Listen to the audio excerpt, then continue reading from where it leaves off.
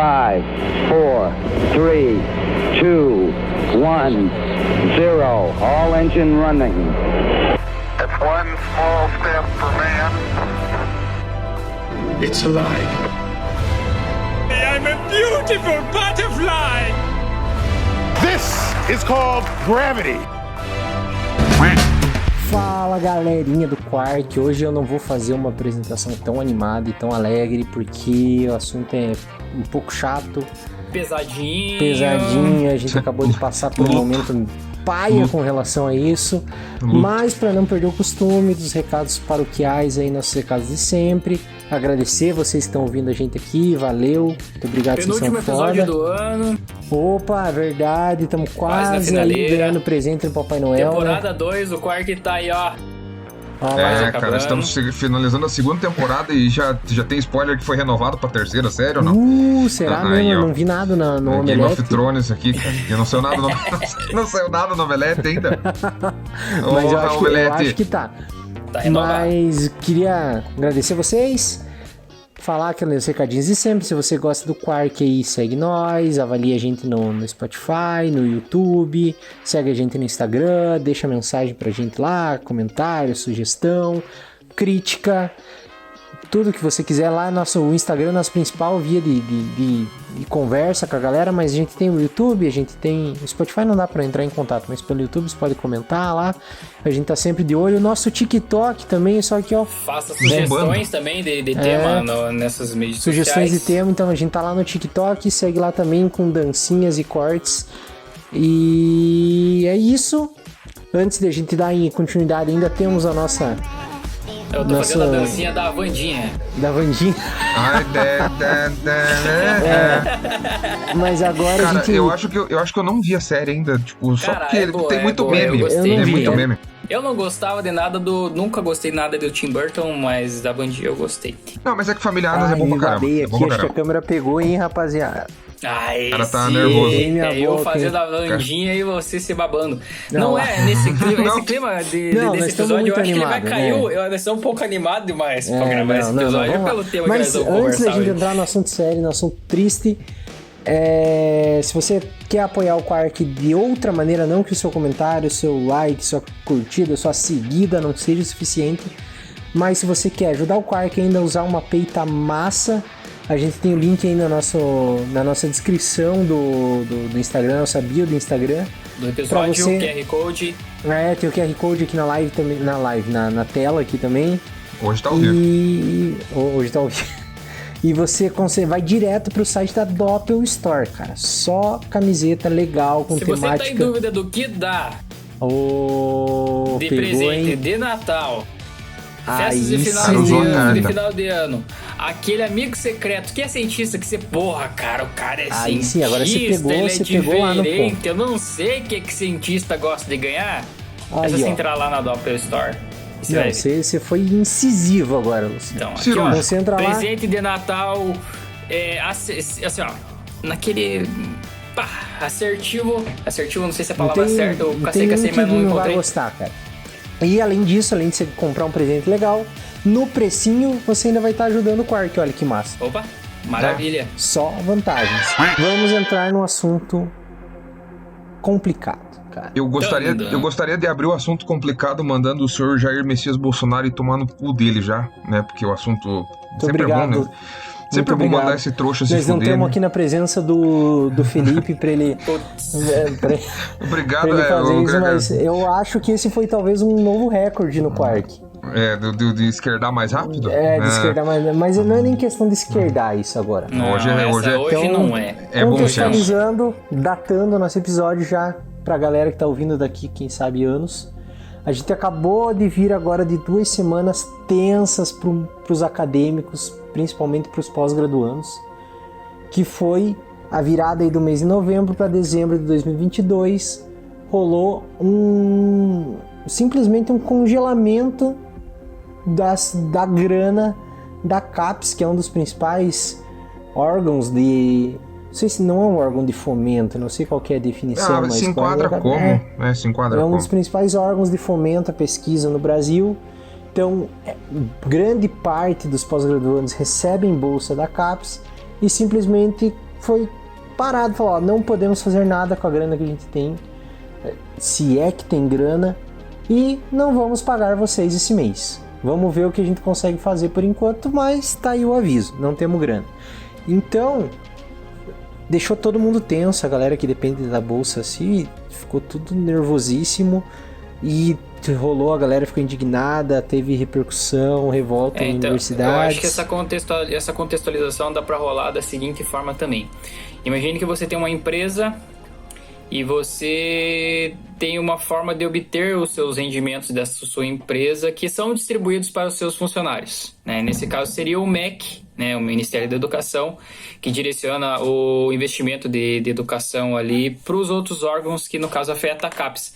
Mas não somente a CAPES, né? Mas esse dinheiro, a CAPES ela fomenta a galera que faz pós-graduação, a TIC e a galera que faz pesquisa de fato, né? E aí acontece que esse dinheiro também, que foi congelado, ele também impacta a galera as universidades federais, né? Então as universidades federais já vinham contando migalha nos últimos tempos, né? Não é só a galera da pesquisa, né, que sofreu, mas também a estrutura que comporta esses pesquisadores também acabou sofrendo o impacto disso, né?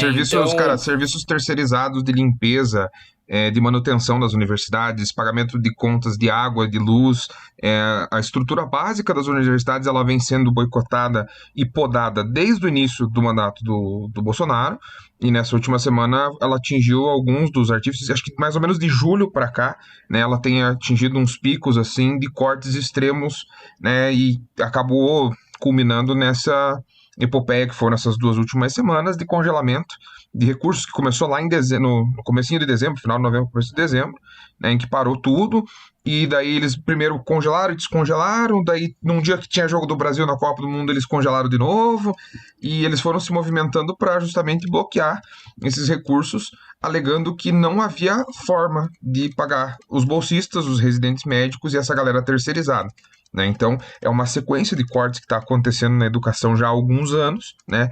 E agora, antes com a premissa, ou com a desculpa, né, de que estávamos numa pandemia, etc., né? E agora, né, tirou assim, não tem para pagar e é isso aí, sabe? Então, os caras nem escondem mais, assim, sabe? Que, tipo, é só um sucateamento planejado, assim. Então, esse corte, ele já foi feito anteriormente. Eu acho que esses cortes, eles são feitos já a partir do governo Temer. E eu lembro no final do ano passado, teve um corte referente às instituições, à parte de ensino, que foi semelhante a esse. Então, foi... Cara, eu lembro... Eu vou pesquisar aqui, daqui a pouco eu encontro e trago essa informação pra vocês. Mas assim, eu lembro que foi muita coisa, tá ligado? E foi semelhante a isso que tá acontecendo, mas eu não lembro de ter um revertimento, né? Coisa que até o momento a gente também não teve revertimento, né? Vamos dando continuidade no que a gente tava falando aqui, as bolsas foram cortadas, teve aquele susto, mas ninguém se pronunciou dizendo... A gente voltou atrás. Eles voltaram atrás quando era época eleitoral. Eles deram aquele susto, cortaram, mas seguraram, porque a gente sabia que logo depois que acabasse o período eleitoral, que eles poderiam... Cara, eu acho que naquela fase já tinha... Quem ia votar já tinha definido seus votos, mas... naquela época, né, no período eleitoral, ocorreu o corte, deram para trás... Mas era uma coisa vista, que era uma estratégia política, né? Para eles conseguirem ainda manter alguns votos. Então, era visto que se eles perdessem ou se eles ganhassem, esse corte ele ia vir de um jeito ou de outro. E veio durante o Jogo do Brasil, enquanto ninguém estava ciente do que estava acontecendo. E isso só veio durante essa semana, que a gente teve mais conhecimento sobre isso, porque justamente essa semana... agora a gente tá falando semana do dia 5 de dezembro, que é o dia 5 justamente que normalmente as bolsas da CAPES são pagas. Então, o quinto dia útil, tanto que a gente esperou passar o quinto dia útil pra gente ter um pouco mais de certeza do que a gente ia conversar aqui pra ver se essas bolsas, se eles iria cair de algum jeito, né? Então, o andar da carruagem até o momento é que vamos pagar as bolsas que foram cortadas, mas de onde que veio esse dinheiro, eles tiveram que correr atrás, né? Não necessariamente esse corte que foi feito, ele foi cancelado. Então a gente chega no momento que, mesmo que a gente receba, a gente vai receber esse pagamento, né, de dezembro, mas os futuros ainda está muito incerto. Então, porque esse corte ainda permanece, né? Então, tirar de um para colocar no outro. E é justamente naquela tecla que eu costumo bater, quem me conhece, quem conversa comigo sobre isso sabe, que não tem, ao meu ver, algo que justifique você tirar investimento de educação, pesquisa e ciência. Não tem algo que justifique você, a não ser que seja para você suprir uma coisa na saúde. Saúde e educação, para mim, são os principais pilares que devem ser investidos para que a população consiga ter uma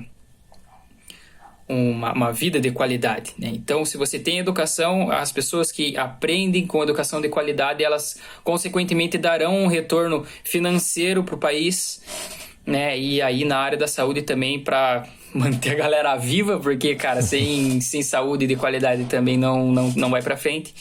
Então, assim, ao meu ver, o governo que diz que é necessário tirar da educação, tem alguma coisa por trás daquilo, ele tem algum interesse, seja político ou algo do sentido, porque não faz sentido você deixar uma população sem uma educação que seja de qualidade para, sei lá, cara, eu não sei, não faço ideia de onde que você tira dinheiro para colocar onde.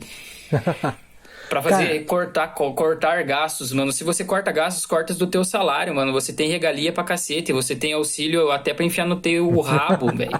Então, cara, assim, a parte de o político dizer que ele tá fazendo cortes para o bem da população é o meu ovo quando você tira dinheiro de educação e saúde, sacou? Então, assim, fica já a minha indignação que o Paulo Guedes é um filho de uma puta e quero que se...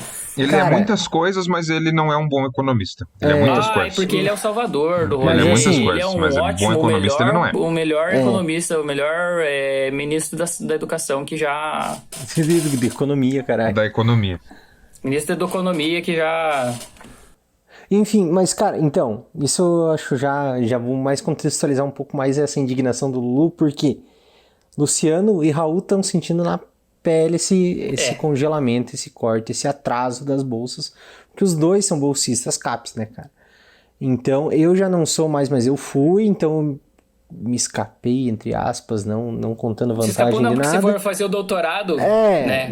Mas assim, da situação que a gente teve agora, de chegar no momento que você não sabe se você vai ter a grana que você contava que ia ter, eu não passei por isso, mas eu entendo muito dessa indignação, porque outros atrasos já aconteceram em outras vezes, mas nunca, na minha visão, achei que esse foi um dos que eu vivi mais na pele mesmo estando de fora. Mas assim, uma coisa que eu já falei isso em outras vezes aqui no Quark, que é...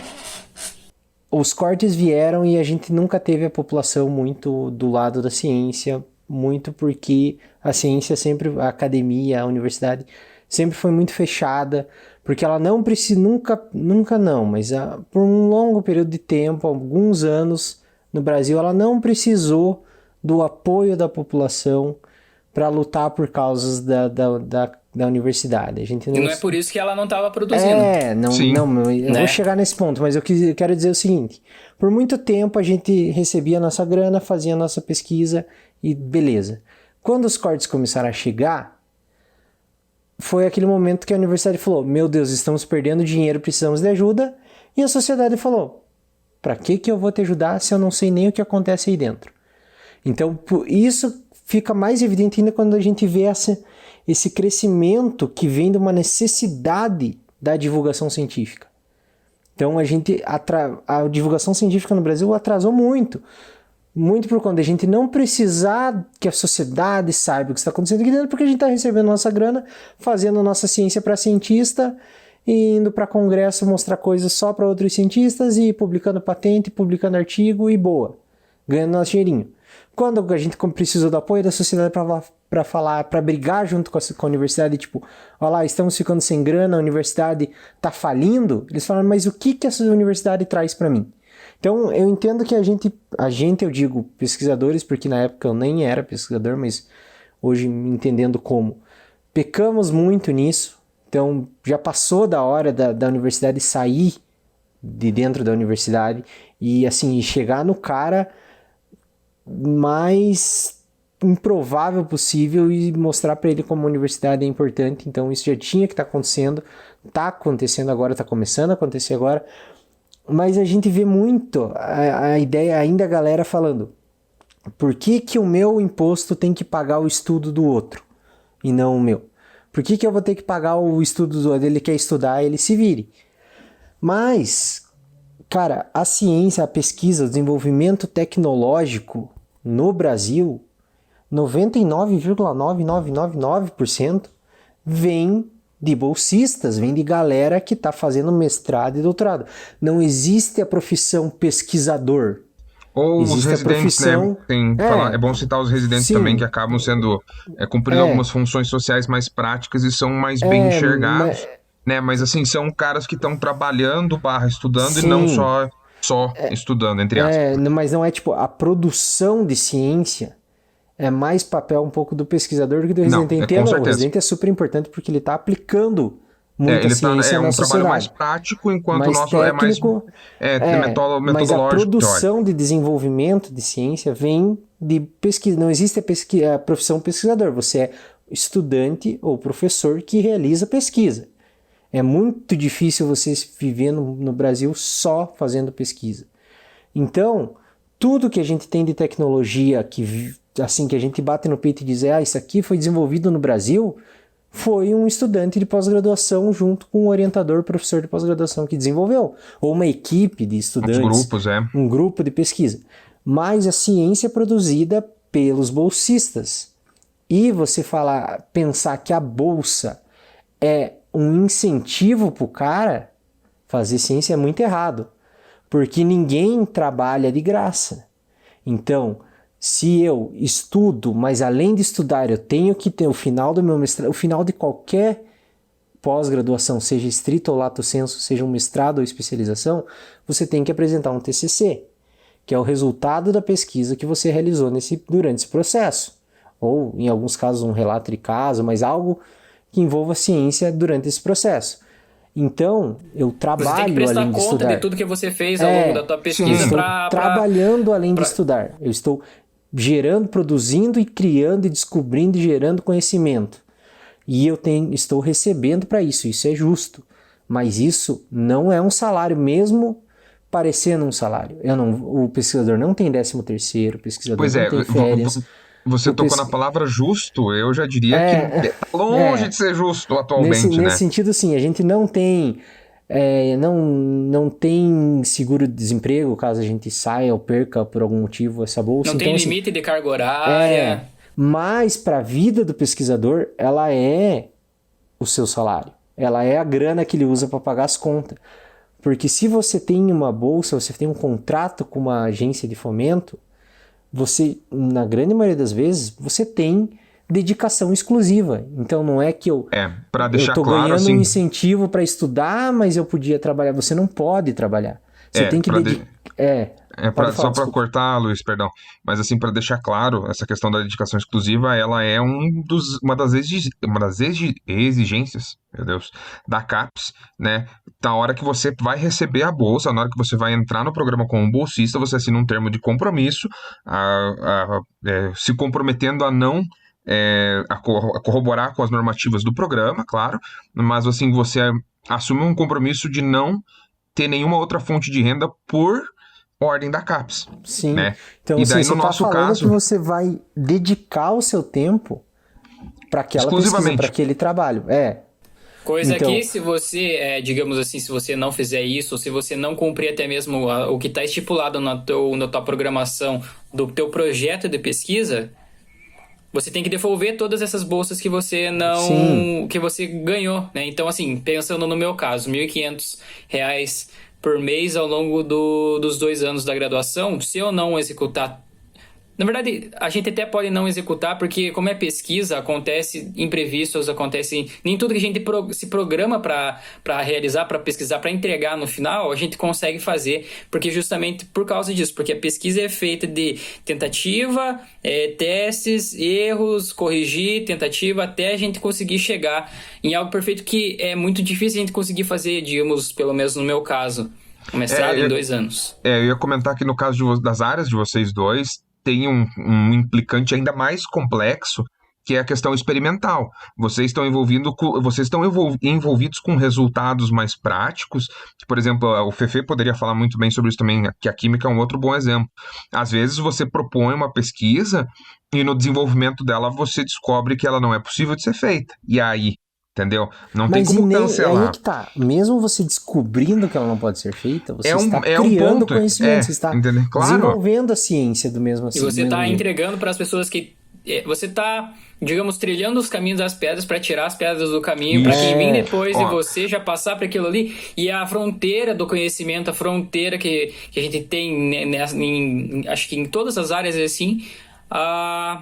São cientistas que estão tirando essas pedras que estão no caminho para o conhecimento seguir crescendo e conseguir cada vez a gente reduzir essa barreira do que está sendo encontrado, né? Então, mas isso que acontece. O ponto que eu queria chegar agora no final dessa reflexão, que eu acho que é importante, quem está ouvindo a gente do meio acadêmico sabe disso, mas pensando que isso chega em algum corte para alguém de fora ou algo do tipo, se eu tenho que dedicar o meu tempo exclusivamente para pesquisa, eu não posso trazer dinheiro de nenhum outro lugar.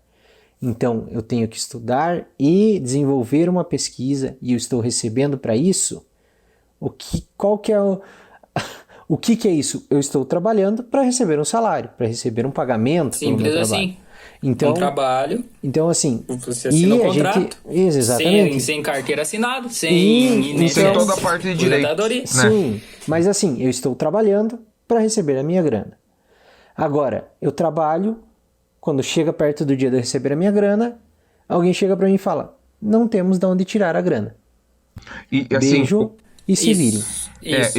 O que para mim é mais complexo é que assim, não é do mês subsequente. É de um mês que já passou. Do mês Porque essa bolsa que a gente fez. receberia agora no começo de dezembro, ela é referente ao mês de novembro. É um mês que a gente já fez pesquisa, que a gente já cumpriu carga horária, que a gente já cumpriu com as nossas obrigações. Então esse dinheiro assim, já deveria ter sido pago, não empenhado, é pelo menos. A bolsa, quero que fique super claro isso para quem é de fora da universidade.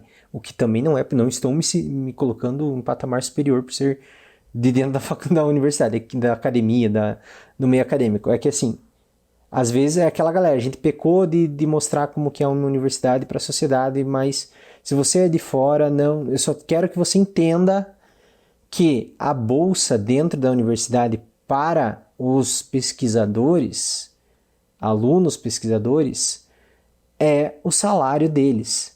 A gente estuda e pesquisa, a gente não está ganhando dinheiro para estudar. Tem muita gente que tem que pagar a universidade, pagar uma faculdade para estudar e esses aí estão ganhando dinheiro para estudar. Não, a gente tem que estudar, tem que cumprir, tem que passar nas matérias, tem que assistir aula. Tem conceito, além disso, você não pode tirar nota baixa, você não pode ter muita falta. Você não pode ter duas notas, pelo menos na CAPES, você não pode ter 2 notas C, que seria tipo a mínima da média. Se tiver 2 notas C, você perde a tua bolsa. Então, assim, tem várias coisas que você tem que cumprir como estudante para receber essa grana, mas além disso, você tem que cumprir horário de laboratório, você tem que desenvolver uns trabalhos, você tem que escrever esse trabalho, você tem que apresentar esse trabalho e divulgar para o meio acadêmico assim, usei essa grana para desenvolver esse conhecimento. Então, a CAPES, ela exige também 2 relatórios anuais, né? Um de cada semestre, sim, referente a todas as atividades, assim, como se fosse não, é uma prestação de contas do que você está fazendo com a bolsa, de como está o andamento da tua pesquisa, que ele serve como documento dentro do programa, não é para o teu orientador, não é, tipo, para guardar numa gaveta. Ele é uma espécie de documento para legitimar o teu trabalho. Não é um presente que você recebe para estudar. É tipo, ela é o salário de um pesquisador. O cara pesquisou e ganhou essa grana. Então você simplesmente parar de receber num trabalho que você já fez, é muito grave. Que em qualquer outro emprego a galera ia ficar indignada. Então, aí se justifica a indignação da galera que recebe a bolsa. Todo mundo trabalhou, todo mundo se dedicou, e é um trabalho exaustivo, é puxado. Porque você tem que, além de estudar, você tem que trabalhar. Cara, eu na minha vida acadêmica, velho, não tive férias muitas vezes, as férias que eu deveria ter. Ou eu já trabalhei muito mais do que 8 horas, até mais do que 12 horas por dia. Fácil. Pensando que eu tinha que estudar e fazer meu TCC, depois eu tinha que estudar e fazer meu mestrado. Inúmeras vezes de dormir às 2 da manhã para levantar às 7 para ter aula no outro dia. E eu fui dormir às 2 da manhã porque eu tava, escrevendo, tava rodando análise, tava entendendo coisa, porque é assim que a ciência é feita. Então, toda essa galera que ficou sem receber são a galera que é responsável por criar conhecimento para o nosso país, cara. É a galera que desenvolve tecnologia. Isso serve para o cara que vai descobrir a cura do câncer aqui no Brasil, como para o cara que vai descobrir a importância do pernilongo. Os dois conhecimentos são conhecimentos. Então, os dois devem receber pelo trabalho que foi feito. Então, isso foi muito sério que aconteceu e é uma coisa que vem acontecendo. E isso que é, assim, o meu objetivo desse episódio, acho que os meninos querem falar mais porque eles estão sofrendo mais a pele sobre isso, é que a bolsa é um salário que é pago para alguém que prestou um serviço e o que aconteceu agora foi: não vamos pagar pelo serviço que foi feito e a gente não sabe nem se a gente vai conseguir pagar pelo próximo serviço que vai ser feito. Então, a galera que decide fazer um mestrado com bolsa, ele tem que abrir mão da carteira assinada. Ele tem que abrir mão de um trabalho mais estável, talvez, porque ele tem que ter dedicação exclusiva. E isso simplesmente desaparecer de um dia para o outro, ou aparecer uma ameaça que isso vai acabar de uma hora para outra, abala a vida da pessoa completamente, porque toda fonte de renda que ela pode ter, ela não pode ter dinheiro de outro lugar, simplesmente não vai vir no dia que era para vir, com as contas que ela tem para pagar, e as futuras contas ela também não sabe como vai pagar, porque pode ser que não venha. Então, não essa foi a gravidade da situação, entendeu? Não, o que foi de fuder é o seguinte, que assim, faltando uma semana para as bolsas serem pagas, que eles fizeram esse corte. Então, não teve nem como a gente ter esse aviso prévio para se programar a não fazer os gastos do mês. Sim. Pra segurar a onda, entendeu? E daí a gente só recebeu depois, já tinha virado o mês, já tinha, tá? Com a conta que a gente fez no mês ali, tá?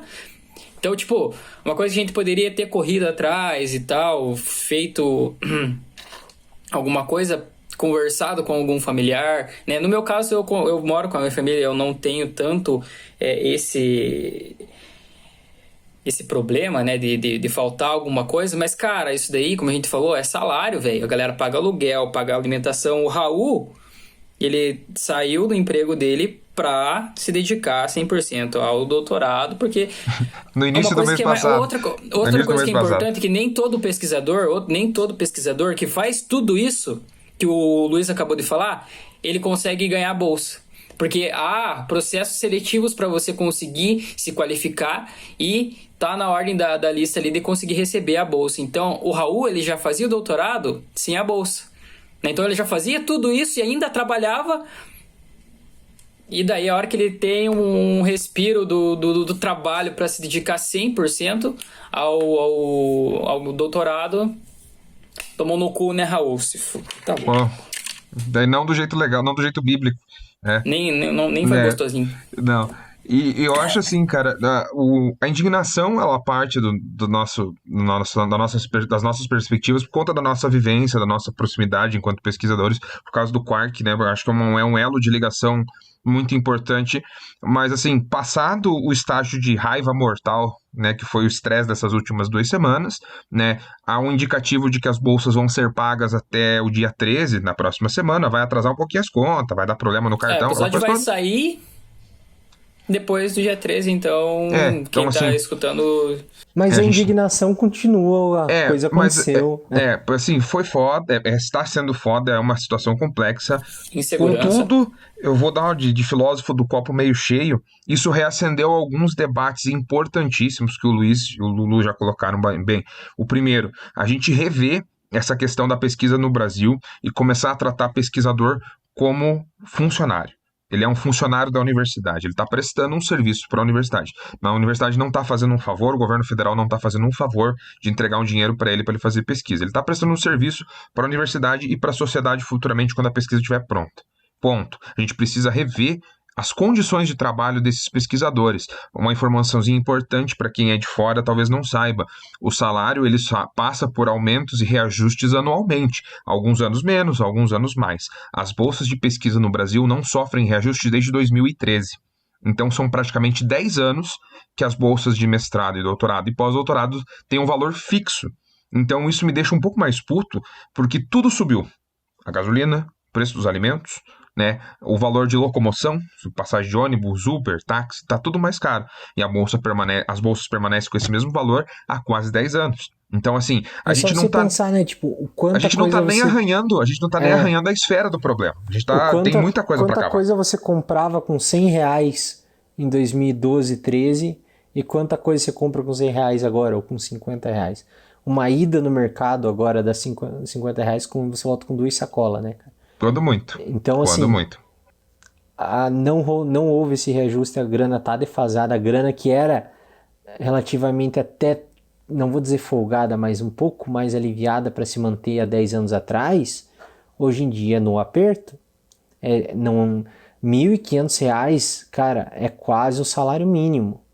E a gente está falando de uma pessoa, não desmerecendo quem não tem um estudo, não tem uma universidade, longe de mim falar isso, por favor, de que ser interpretado desse jeito.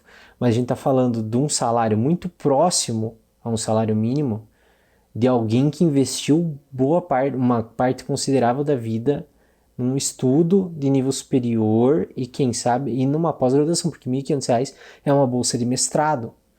Então é alguém que está cursando uma pós-graduação e produzindo ciência de qualidade, preferencialmente, né? Mas geralmente assim, é uma ciência que já é teoricamente mais avançada do que um trabalho de conclusão de curso. É porque, assim, esses trabalhos de pós-graduação, todos eles são feitos dentro de grupos de pesquisa e sob orientação de professores que têm já uma linha de pesquisa desenvolvida. Então, esses trabalhos, eles passam por inúmeros filtros, correções, ajustes, para você entregar a tua dissertação lá no final do mestrado. Uma professora diplomada de português tem que corrigir o seu trabalho, tem inúmeras normativas que a gente segue, você sendo bolsista ou não. Você está na pós-graduação, você já segue uma série de normativas específicas com as quais você tem que lidar ao longo do processo de trabalho. O mestrado são 2 anos, é um tempo curto para você desenvolver um trabalho. O doc já são 4, é um pouquinho mais, mas dependendo de onde você quer fazer a pesquisa, do que você quer desenvolver também, é um tempo que pode ser meio inflexível, né? Os programas contam com alguns recursos que podem ser utilizados como prorrogação de prazo, mediante questões de saúde, né? Se tiver um problema, enfim, nesse sentido você consegue dialogar, né? Mas para mim a grande problemática que foi levantada nessa questão toda foi essa mobilização social imediata, né? Porque pelo menos nos círculos sociais que eu frequento de redes sociais, amigos e tal, houve uma mobilização interessante. E há um apelo um pouco maior, porque eu acho que são 200 e poucos milhões, se eu não me engano, que foram congelados nesse corte final aí, né? Era mais de 100 mil bolsistas, se eu não me engano, entre mestrado, doutorado e pós-doutorado. Havia uns 50 e poucos mil residentes médicos, se eu não estou enganado, 40 e poucos mil, um número assim. E como eu falei antes, alguns desses valores, acho que em cerca de 50 mil, 60 mil, eram destinados para funcionários ou para programas de recursos mais terceirizados. Então, assim, tem gente que recebe um auxílio de R$300 por mês para morar na cidade onde faz a pós-graduação. Tem gente que trabalha na equipe de limpeza das universidades, tem gente que trabalha em almoxarifado de universidades, e esses 50 mil afetaram essas pessoas também. Tanto que foi a primeira parte que foi descongelada, que foi desbloqueada, foi para essa galera. Esses auxílios emergenciais de pós-graduação que foram liberados primeiro. Porque, assim, eu tenho colegas de doutorado que têm criança pequena, né? E que tem, sabe, estão morando do outro lado do país, né? Então é complexo você parar para pensar que, por exemplo, assim, imagina um cara que conseguiu a bolsa, que nem eu consegui no mês passado, o cara tem que se mudar, né? No caso da Unioeste, você tem que morar ou na região oeste ou na região sudeste do Paraná para estar atuando para ser bolsista. Então você tem que estar morando próximo à universidade. O cara vem lá do Rio Grande do Norte, o cara vem lá do Nordeste, vem de São Paulo, que seja, vem do Rio Grande do Sul, que seja pra cá, mora um mês aqui, no segundo mês ele chega pro cara, viu, bicho, não tem como te pagar o aluguel porque não veio a bolsa. E daí, o que a gente faz, sabe? Esse que é o grande cheque da questão. Esses congelamentos, eles não pensam em questões mais pessoais envolvendo esses pesquisadores. Ele é simplesmente um corte de gastos, né? Tanto que o governo tratou as bolsas como cortes não essenciais lá na normativa que congelou os gastos, né? Mas não é essencial para quem, né? Vamos fazer esse questionamento. Já teve colegas meus na época da graduação que recebiam uma IC de R$300, dela ter atrasado e ele ligar no departamento responsável da universidade e escutar que a bolsa da IC não é salário, que ele não pode contar com ela para pagar as contas. Cara, eu como já escutei. Você tem que... Pode falar, desculpe. Eu já escutei em evento de IC que se você guardasse R$100 da tua bolsa de IC por mês, quando fosse a época do EAIC, você podia ir bem tranquilo pro EAIC, que não ia ter problema. Que é o uma encontro bolsa de anual. R$300. Daí você paga aluguel, você come e você não pode ficar doente, você não pode se machucar, nem ter alguma lesão grave, né? E porque senão fodeu, entendeu? Era uma bolsa que teoricamente custearia os teus estudos, mas eles não fazem toda essa relação, né, de pensar os arredores. Aí tem um entrave, por exemplo, assim, a CAPES ela tem uma brecha com as licenciaturas, né, que a gente pode ter outras rendas desde que elas estejam diretamente conectadas à nossa área de atuação e sejam inferiores à bolsa. Ou seja, você pode ter uma outra renda dentro do campo de atuação que você está e não pode ser maior que o valor da bolsa. Então, assim, por exemplo, o professor consegue pegar um padrãozinho de aula de 20 horas, consegue, né, ajustar um pouquinho as contas. É o acúmulo de bolsa que chama, né? Você não pode fazer esse acúmulo de benefícios de ordem federal, né? Então, esse que assim, para mim, essa é outra questão que acabou entrando em pauta, né, junto com essa questão de profissionalizar a pesquisa no Brasil no sentido de transformar o pesquisador numa profissão mesmo e não mais numa muleta da universidade, né? Porque é isso que a gente acaba sendo, né? Porque a gente está desenvolvendo pesquisa, a gente está desenvolvendo material, a gente está desenvolvendo experimentos, experiências para a universidade, para construir um trabalho, para desenvolver um texto, para ampliar um grupo de pesquisa. E no final das contas é isso. Ó, tá aqui tua bolsa, esse mês não tem bolsa, o problema é seu, não tem nenhuma preocupação, não tem nenhum auxílio, nenhuma assistência estudantil. A maioria das universidades, pelo menos, não tem. A gente está falando de universidades, pelo menos a minha é estadual, né? A do Lulu também. Então, assim, a gente tem esse entrave que é um processo de destruição que vem começando de dentro para fora, que é o mais triste, né? Não é um investimento gigantesco, a gente não quer o melhor telescópio do mundo no laboratório de física, a gente não quer trazer tipo tumbas lá do Egito, de dentro das pirâmides, para ficar analisando aqui nos laboratórios da Unioeste, entendeu? Não é esse o ponto, a gente quer o mínimo, a gente quer só a base pra gente poder trabalhar em cima dela. Tá, então... Né? A gente quer a garantia de que a gente vai conseguir pagar as contas no final do mês. E assim, a base é o quê? Ter onde morar e ter o que comer. Tá ótimo. E ter uma internet pra jogar um pouquinho também. Vai. Vamos fazer uma seguinte discussão. Se isso ainda não te tocou, é porque a pesquisa, por mais que ela seja importante, ela é básica, ela vai demorar muito para chegar na minha casa, no meu dia a dia, não vai influenciar tanto. A gente falou bastante de pesquisa, mas a gente não deu tanta atenção para que, vamos lá, esse corte, ele não foi só na área de universidade, não foi só na área educacional no âmbito universitário, tá? Ele foi no MEC, que é no Ministério da Educação, tá bom? Então aqui esse corte foi de 1,4 bilhões, né? Sendo que 344 milhões são das universidades. E o resto é todo direcionado para a educação. Então, assim, corte de educação não foi só no âmbito universitário, tá? E esse corte, inclusive, universitário, se você não sente muita culpa por esse corte tá ocorrendo nas pesquisas, Saiba que dentro da universidade há programas também, assim como da IC, né, que o Raul falou, que tem o EAIC, que é o Encontro Anual de Iniciação Científica. IC é o termo usado para iniciação científica. Também há o programa que é de iniciação à docência, tá bom? Então, o pessoal que faz licenciatura, que vai serão os futuros professores, eles também trabalham com o desenvolvimento de metodologias, trabalham dentro das escolas, seja dando aulas, ou seja, auxiliando os professores. Então, tem toda essa parte. Não pense só que, vocês estão fazendo a pesquisa, eu não sei quando, ou não sei se isso que vocês estão fazendo vai impactar na sociedade, no meu dia a dia, mas a educação do teu filho, a educação da tua família, a educação básica que está lá no ensino médio e no ensino fundamental, há também gente dentro da universidade que faz esse tipo de atuação, tá? E, cara, não é só na iniciação a docência, cara, tem outros programas ali que também... A extensão, que é os pilares da universidade, que é o ensino, a docência, a pesquisa, o desenvolvimento de ciência e a extensão, que é a aplicação, trazer essa ciência para a sociedade.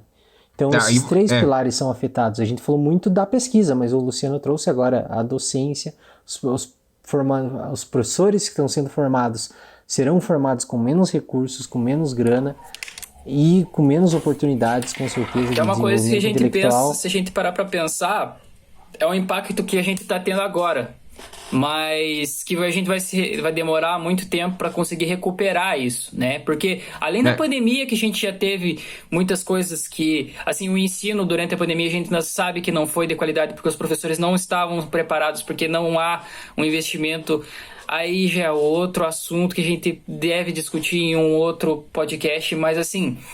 São muitas... É muito sofrido você falar de educação, o quanto que ela é atacada, o quanto que ela não não há uma atenção, ou tanto a atenção que ela deveria ter, ela não está tendo, e isso já faz muito tempo, né? Então ali a pandemia... a gente teve o atraso, né, dos professores, como eu já falei, eles não conseguem se adaptar às tecnologias, não conseguem, não tem contato a isso, eles não conseguem, como consequência, passar isso para os alunos, né? Então, a forma que a gente tem de fazer, concluir, né, pelo menos esse gancho que eu puxei, é que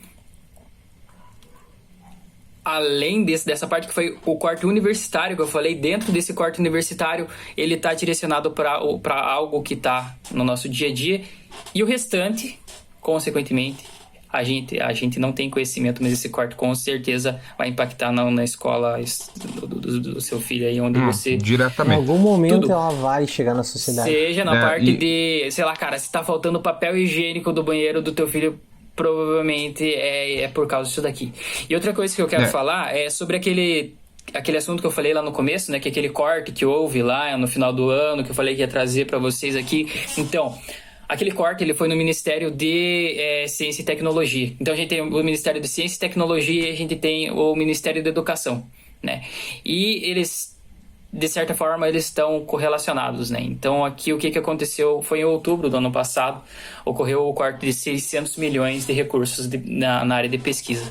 E isso daí, eles não recorreram, não voltaram atrás. E então, a gente vê que não é de agora que esse sucateamento está acontecendo. Não é só na parte de pesquisa, como aconteceu no ano passado, e agora ele tá para a parte de educação, mas assim, ele já é meio que constante esse corte, e os instituições de educação acabam tendo que... Cara, vai morrer? Na verdade, iria morrer, né? Porque agora o Bolsonaro saiu, então isso daí seria o planejamento dele daqui para frente. Eu acredito que melhor que isso não seria, né? Porque se ele já tá cortando agora, que ele já tá saindo, imagine o planejamento dele pro futuro. O Bolsonaro, o Paulo Rego lá, o filho de uma puta que é o ministro da Economia. Então, assim... Mas mesmo assim, cara, vai trocar de governo e daqui pra frente, pros caras conseguir corrigir, se eles forem corrigir, que eu espero que aconteça, né? Porque como eu votei nesse pessoal que tá assumindo agora, eu espero que eles façam uma boa gestão e corrijam o que for possível dentro desses 4 anos, né? Porque, cara, nesses últimos 4 anos no governo Bolsonaro foi só degradação de tudo que já, pelo menos, já tava ruim, piorou. Agora parece que piorou. Agora parece que piorou.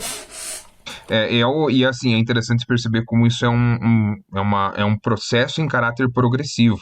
É algo que começa com um cortezinho aqui de 1,5 milhão, aí ele passa para um corte de 20 milhões, aí ele faz um congelamento, que é aquela parada, pô, vou congelar aqui, se ninguém reclamar, a gente tira fora. E há um redirecionamento de verba, há uma manutenção, aí você vê aumento de benefícios para determinados grupos militares, assim, compra de blindados e o caralho, assim, porque a gente tá indo pra guerra, né? Deve ser isso, né? Pô, vamos cortar dinheiro da educação e vamos comprar blindado. Vamos pedir intervenção militar. Daí vem o maluco, mas você tem que valorizar a polícia, né? O Bolsonaro, né? Vários policiais votaram nele, nem o Bolsonaro valorizou a polícia, prometeu um monte de aumento, prometeu um monte de coisa. Ele não valorizou ninguém, velho. Não valorizou, claro que valorizou os filhos dele, valorizou os ministros que ele não mandou embora, foram valorizados. Então, assim, há uma organização, né? Eu falei, o Paulo Guedes, ele é muitas coisas, ele não é um bom economista, né?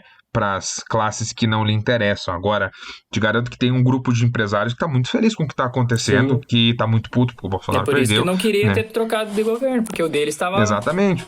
Porque daí o processo de sucateamento dessas áreas, da educação, da saúde, né? Porque quando o Luiz falou da extensão, por exemplo, me veio na cabeça algumas coisas como os hospitais universitários, que desempenham um papel fundamental em alguns locais, né? Tipo, principalmente a Grande São Paulo, por exemplo, que tem alguns, a gente tem um aqui no Sudoeste também, né? A gente pega clínicas veterinárias que fazem um trabalho, por exemplo, a gente tem a clínica do CDTEG aqui em Guarapuava, que faz um trabalho bem bacana, que é mantida com esse tipo de verba e acaba se perdendo, né, recursos, às vezes, tipo, recolhem animais que precisam ser cuidados e não tem material, enfim.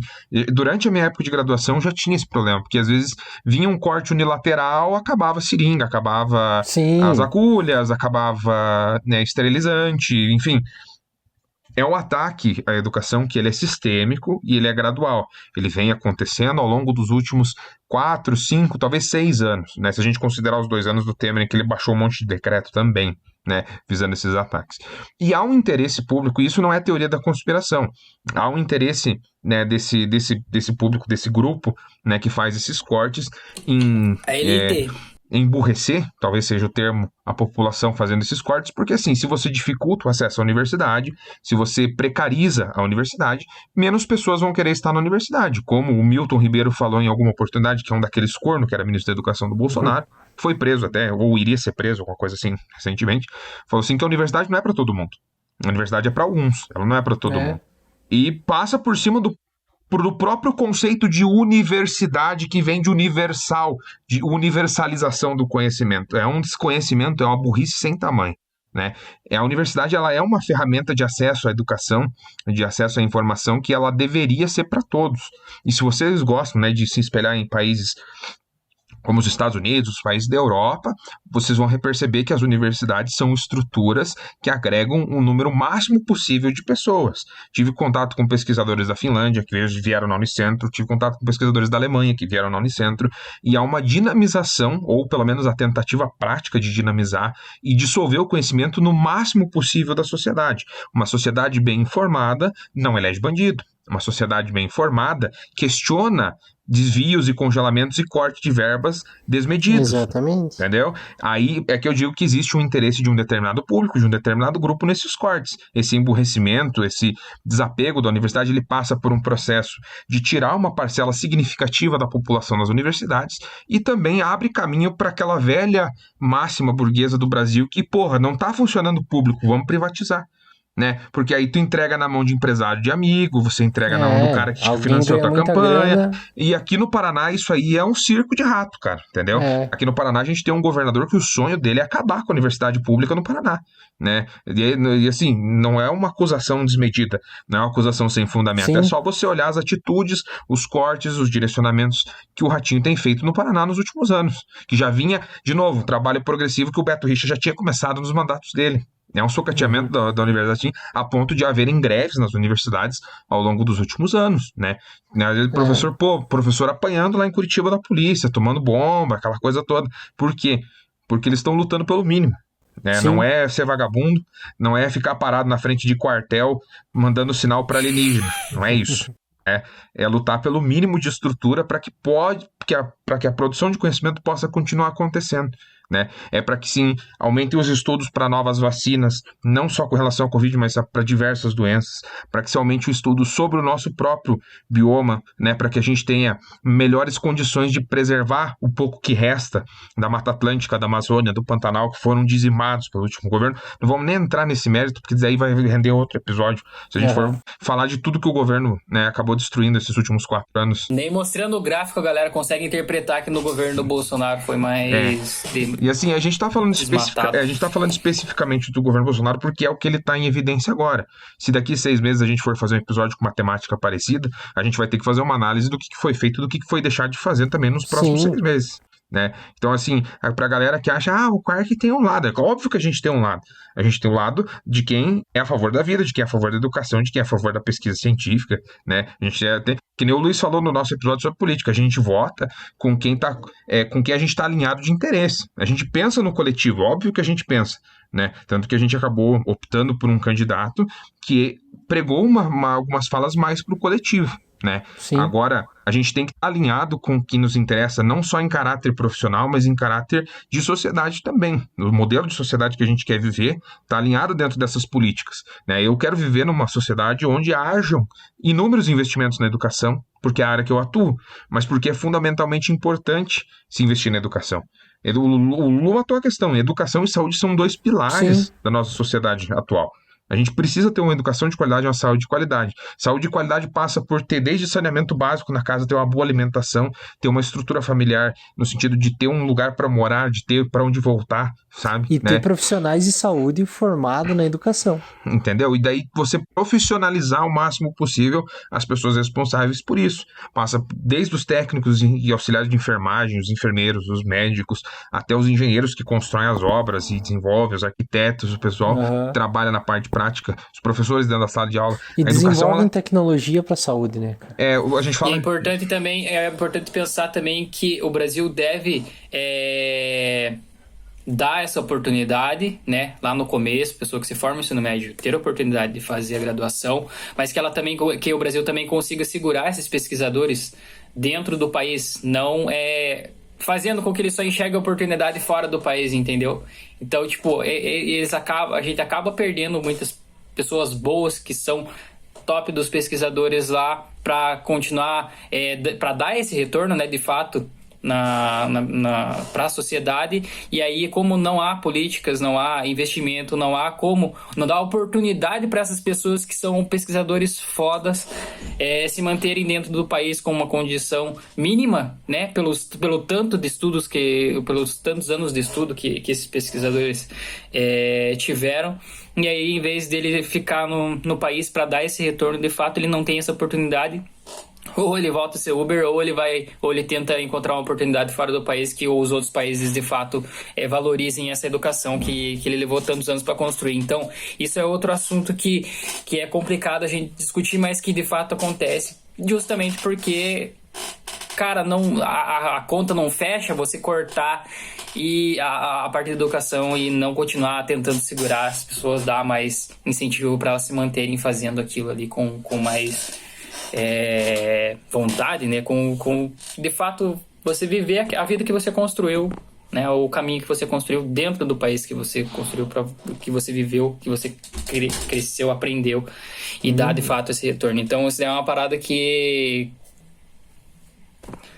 desanima qualquer um, tá ligado? Não, eu acho que chega a hora de você atuar lá e você não tem... Eu acho que isso era o objetivo desse episódio, além de realmente discutir algumas coisas, mas mostrar a indignação de que a parada foi séria, é importante se investir nessa ciência. O buraco é bem mais fundo Pessoas do que dependem da ciência para viver com essas bolsas, paga o salário delas, e a sociedade precisa da ciência para se desenvolver como sociedade. Então acho que essa é a nossa mensagem final do episódio. Não sei se meus colegas concordam. Eu tenho uma mensagem final, então, uma discussão final, mas eu acho que ela não vai ser muito extensa. É que, na verdade, assim, como o Luiz falou, né, a ciência ao longo do tempo aí, pelo menos nesse governo, a gente sentiu bem mais. eu entrei no final, né? Eu entrei na graduação no final do governo passado, então eu não tenho muito como dizer como que se comportavam antes, porque a partir do momento que eu entrei na universidade que eu consegui entender um pouco melhor sobre isso. Mas dentro da educação, né, eu já sentia bastante coisa dentro do ensino fundamental, pelo menos. Mas não é sobre isso que eu quero falar, é justamente pela importância do papel que o Quark e outros programas de divulgação científica têm dentro da nossa sociedade. Tá? Então, quando a gente pede para vocês compartilharem, para vocês enviarem para as pessoas, para vocês falarem um pouco mais sobre ciência, para vocês, se vocês são pesquisadores, se vocês têm interesse em alguma área, que venham conversar com a gente, que vocês tenham o mínimo de interesse e querem conhecer, ou até mesmo se você critica, se você não sabe o que acontece dentro de uma universidade, você está totalmente convidado a chegar, a trocar uma ideia com a gente, o que tiver ao nosso alcance, a gente vai disponibilizar. Então, assim, correr atrás. Então, é justamente isso que eu quero falar, é sobre o papel da divulgação científica. A gente não criou esse podcast aqui só para falar besteira ou para falar de qualquer coisa. A gente quer divulgar ciência justamente por esses ataques que a ciência sofre, mas também porque é uma forma da sociedade entender um pouco mais, né, a galera que presencia, que consome o conteúdo que a gente produz, de saber um pouco mais o que acontece dentro da universidade, seja o ponto positivo ou seja o ponto negativo. A gente, até o momento, né, a gente trouxe para vocês aqui o que é, de fato, são coisas interessantes que a gente quer demonstrar que é possível, o que é possível fazer dentro da universidade. Então, é sobre isso que eu queria deixar essa mensagem final, que é sobre a importância da divulgação científica, onde as pessoas não sabem o que a gente faz, né? Elas não vão defender aquilo que elas não conhecem, não vão defender aquilo que elas não sabem o que está acontecendo dentro das universidades, a que ponto que elas vão ter esse retorno. Então é por isso que é importante, a gente sempre fala isso, a gente sempre pede isso, mas é justamente por causa dessa importância da gente levar a ciência e o que a ciência faz dentro das universidades para as pessoas que não estão ali dentro, né? Porque falar que você vai para a faculdade para fumar maconha e para ficar botando o dedo no cu do outro, né? Mas, cara, se você acredita nisso, se você pensa assim, se você ouviu alguém falando isso e continua acreditando, porque é justamente por causa disso. Isso daí já é uma coisa que eu senti bastante nesse governo desde o início, né? Que as pessoas criticaram a ciência, o que era feito dentro das universidades, por alguns, né? Eu não vou dizer que isso não acontece, porque eu não vou botar minha mão no fogo por outras instituições, por outras formas, né? Não sei se eu falo se isso é pesquisa, mas assim, é uma coisa que você não pode olhar um pouquinho e aplicar aquilo dali pelo todo, porque o todo com certeza ele é muito mais importante do que esse pouquinho que você viu e que você acha que é só isso que acontece. E isso para bem e para mal, né, Lu? Porque assim, você pode pegar um recortezinho mínimo positivo ou negativo das universidades, você não pode jogar isso como o padrão, você não pode jogar a exceção como regra, né? Ou você também não entendeu o que estava acontecendo naquele contexto. Isso, também. Né? Então há sempre a contextualização de algum motivo para aquilo estar acontecendo. Mas certo, isso, é errado, é bom você... Mas esse é o ponto, é por isso que é importante se popularizar a ciência, para que faça sentido o conhecimento de todas as áreas para as pessoas. Porque eu, às vezes, não entendo uma pesquisa da área de humanas, mas nem por isso ela não é importante. Eu só não tenho familiaridade com isso. Quem sabe se eu tivesse lido algo de uma linguagem mais acessível para mim, eu ia entender a importância disso. Por isso que eu acho que é isso que o Lulu queria dizer, e eu concordo totalmente que a divulgação científica que a gente tenta fazer aqui, a gente quer fazer aqui, é popularizar a ciência. Por isso que a gente fala, manda pra galera. Lógico, aumentar o nosso alcance é de interesse nosso também, é importante para nós. Mas acho que junto com isso... científico não ganha nada, né? Junto com isso popularize o conhecimento, conversem sobre ciência, independente de qual seja a ciência, de qual área seja, conversem, discutam, reflitam, deem risada, se relaxem sobre ciência. Isso é importante, ela tem que estar no nosso cotidiano, porque ela já tá no nosso cotidiano, mas ela tem que estar ativamente no nosso cotidiano. A gente tem que ver ela aí, entender ela aí e valorizar ela aí. É isso? Se você vê alguém falando que é importante, que é positivo, que vai trazer algum benefício, os cortes em educação sempre tem um pé atrás, porque não, como eu falei, essa conta não fecha. Corte em educação e saúde você não tem como justificar com um embasamento tão sólido assim, né? Não tem. São pilares. Acho que é isso, pesada. É isso aí, então já fica aí Beijo nesse no clima. Coração de todo mundo, não é um clima tão buscar amigável. aquela animação que eu tava lá no começo, mas curtem, comentem e compartilhem nosso episódio. Compartilhe esse episódio principalmente, porque daqui pra frente a gente não sabe como vai ser. Máquina, se você é pesquisador, não desanime, a parada tende a melhorar daqui pra frente. Vai melhorar. Vai melhorar e fazer ciência é massa, é legal, tem retorno, tem suas partes ruins, tem os seus... Mas isso acontece em todo lugar, em toda profissão, em toda carreira, então... Mas veja só, nós aqui somos 4 pesquisadores de campos completamente distintos, completamente não, mas extremamente distintos, mas se juntamos aqui para dar risada, para conversar e para falar sério, como foi o caso de hoje, assim, né? E temos esse elo de ligação que é o Quark e é fundamental... E a gente consegue conversar entre nós 4 sobre ciência. É totalmente possível, né? Nossa tentativa é trazer para uma linguagem mais acessível para todo mundo. E falando de algo mais animado, mais... O Brasil perdeu, né? O Brasil perdeu. Cala a boca. Semana que vem a gente tem um episódio especial de Natal. Semana que vem outra, tem que ver, acho que é semana que vem, é isso? Não, é semana que vem, esse episódio sai dia 16, o episódio de Natal dia 23, especialzinho de Natal, a gente vai tentar se reunir, comer um panetone. Então. Vamos fazer um amigo secreto? Vamos fazer um amigo secreto em 4. Não sei se estatisticamente é possível, mas vamos revelar no episódio, durante a gravação do episódio. Isso, é isso aí. A gente vai fazer a revelação durante o episódio. Então a gente vai planejar isso daí. Eu vou dar uma cloroquina pra quem vai pegar. Beleza? Abraço! Beijo! Tchau, até mais. Vapo!